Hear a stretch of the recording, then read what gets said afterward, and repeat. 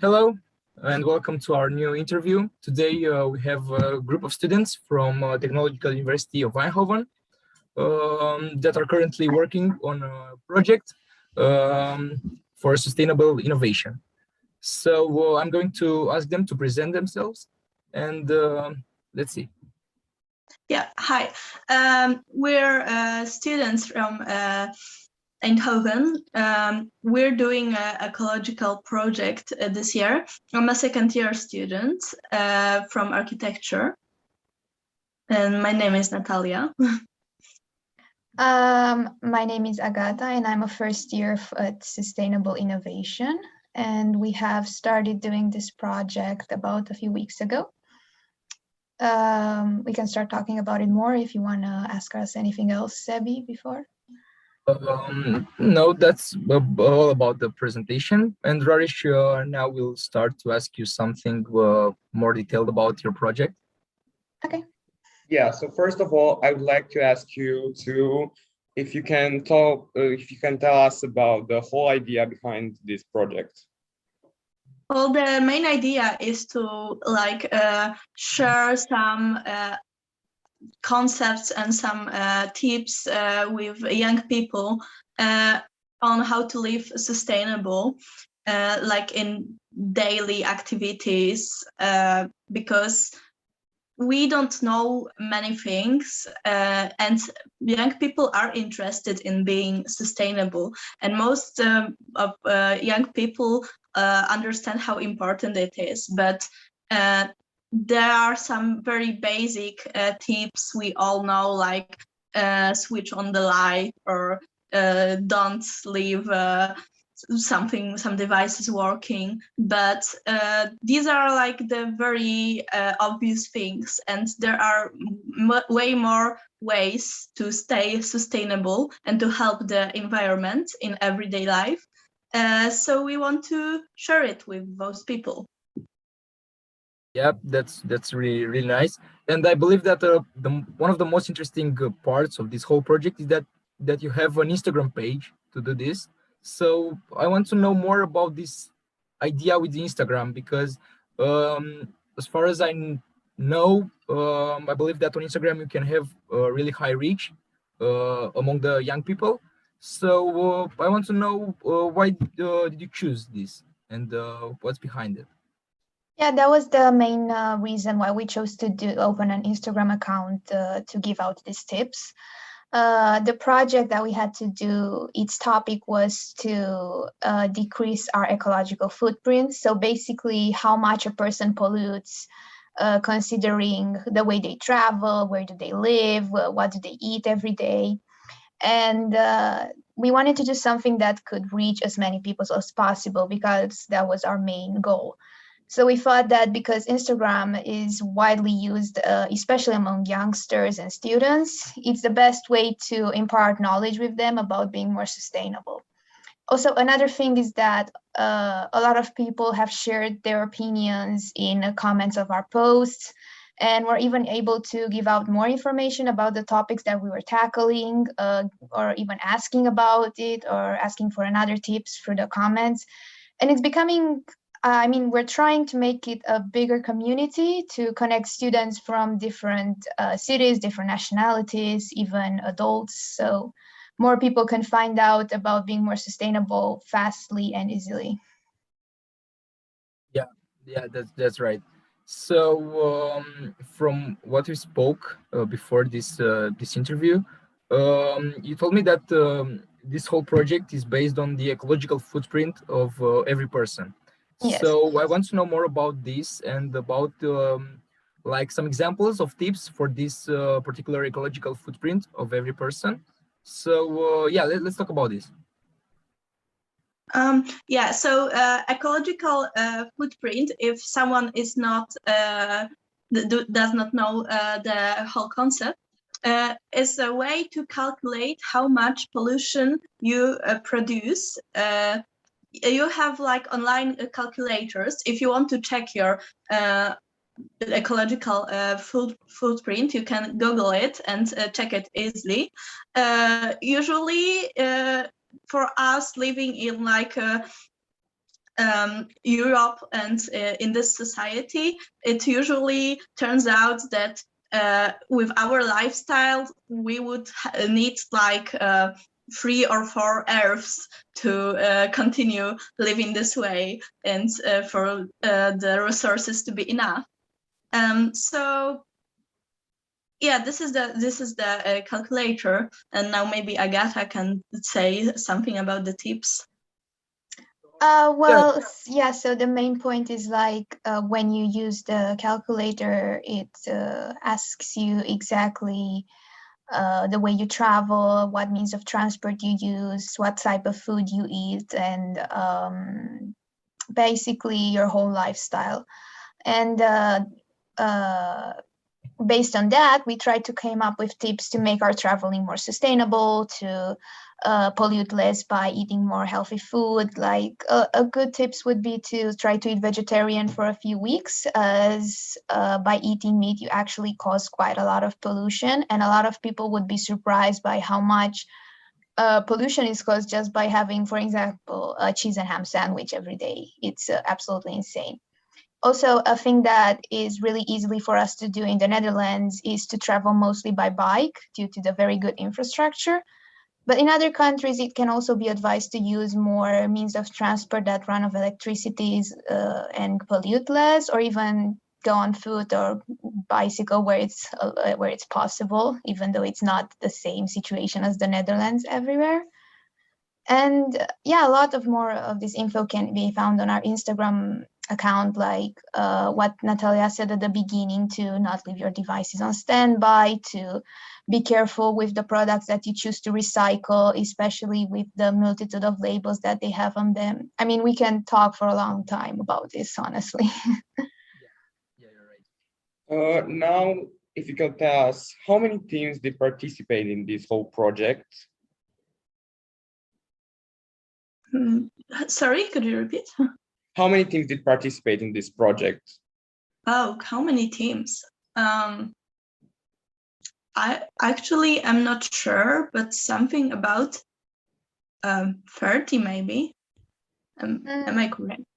It may be maybe a little bit less, like 15 or something like that. There are 2 big groups on our course, and in our group there was about 7 or 8 teams. So I'm guessing maybe the same in the other group. Our group is formed of 3 people. Unfortunately, our colleague couldn't be here today, Lila. There is some sort of competition there. If you can tell us more about the steps that you have to make in this whole project, I heard something about something like rounds that you have to pass, or maybe to win, or something like that. And if you can tell more about this idea, this whole thing. So the first step was to come up with an action that can help the environment in some way, and to actually make some difference in your everyday life. That was the basic of the contest, but our group decided to not only do something on our own, but also share it with other people and reach out to other people, because the more people change something, the bigger the impact is. So the first step was to create the accounts, to figure out how we want to do this, how to want to reach these people, and just decide what form it will take. Then we also needed a lot of research on how to actually live more sustainable. And then we started posting daily. We share 1 post every day. And the first part of the competition is already behind us. We won the first part, and the second part we will have a quiz with other winners. So Yeah, but in the meanwhile, we want to really gain reach, because it isn't only about this competition. It is about helping the earth. So we want to keep doing that, and we want to reach out to as many people as we can. Yeah, so it's a really important project, like looking into the big picture of the things. So now that we're here, I want to ask you, how would you describe your work and your reach that you had until now? Because I believe that people, the first time that they are interacting with something like this, because the an Instagram page that shares tips um, about how to be more sustainable is not like on the daily basis. So I want to ask you, how do you describe the reach from the people? And I don't know if they are interacting somehow with your page, or are they I don't know, are they saying that, hey, I have an idea, or I want to get involved in your project, or I really like this kind of stuff. So yeah. At the beginning, the easier way to get most of our follower and to reach out to other people was through our personal accounts. So we started talking about this account that we have open that will give up sustainable advice. Also, in time, after gaining more followers, we started getting in touch with specific pages from our university, from TUE, that tackle this kind of sustainable policies or projects, and we asked them to repost some of our posts to make us more known around the campus. Then again, we also discussed with you to repost us so we can get more outreach from different countries. As the three of us, I'm from Romania, and Lila and Natalia are from Poland, we also got international reach, which was pretty nice. And not just among students, but among people of all ages. And in terms of interaction with our followers, we're still at the beginning, but we have had quite a few comments at some of our posts with people wanting to find out more, as I said earlier, or saying that they really like this page so far. And actually, in the first round of our contest, one of our colleagues from our class actually asked us if we will continue to post on this page. And as Natalia said, this is not just about a class that we had in our first quarter. It's about actually helping and trying to get more awareness about the issue with sustainability that we're dealing with right now. Yeah, I think that is a really nice project, and that I'm looking forward to see it. I don't know, maybe in the next few years, and to see how it grows. Um, so I want to now, because we are moving to the final part of this interview, I want you to tell us if you think that there is a connection between robotics, because as you know, we're a robotics team, and this whole idea with the sustainable innovation and development. Of course, I know, and I believe that Raris knows, that it's a huge connection. But I want to know your point of view, and how you see this connection. Well, of course, it's a huge connection, because basically one of the main ways of trying to create more sustainable world is basically to focus on innovation and to limit our pollution by building devices, robots, also buildings, the way it doesn't pollute.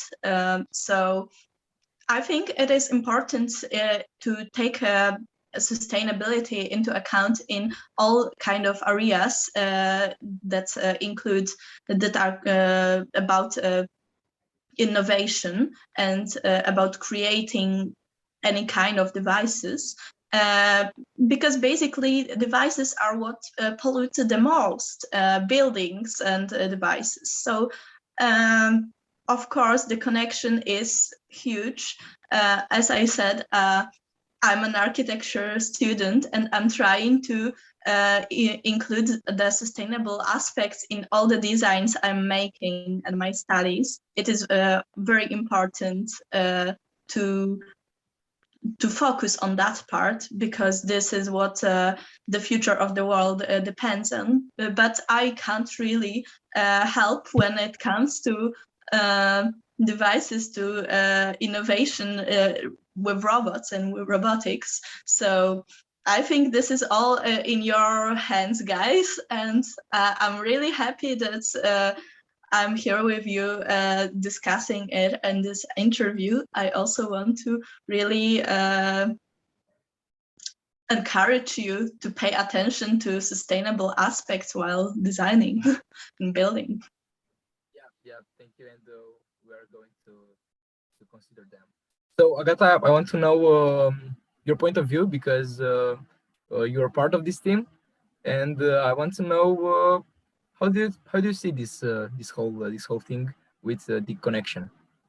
Well, first of all, even though I was part of the PR department, I feel like you guys can do a lot with robotics, even if not right now. There are actually a lot of ideas of how to make robots that promote sustainable, like robots gathering trash or sorting through different type of litter to recycle.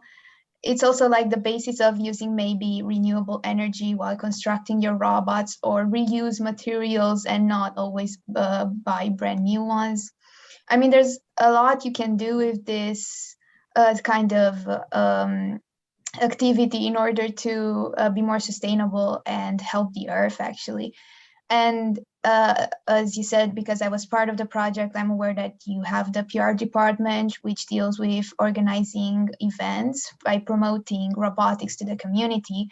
And I think an important part would be to also involve yourself in sustainability as much as possible, as it's a real problem. And with your reach in the FTC contest and the robotics community among the world, it would be a great opportunity to actually promote sustainability through your projects and your actions in the contest, because it's a real problem, and only a few youngsters are currently aware of it, and to spread this knowledge would be really good.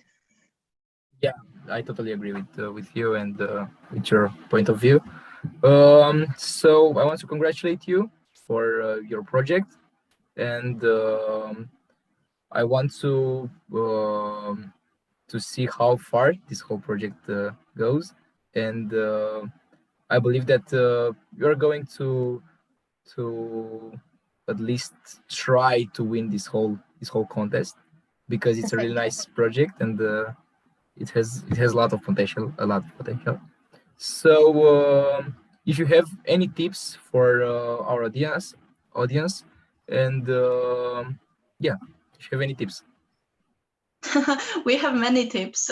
We could come up with, we could just say some things that are already posted on our Instagram, for example, to Yeah.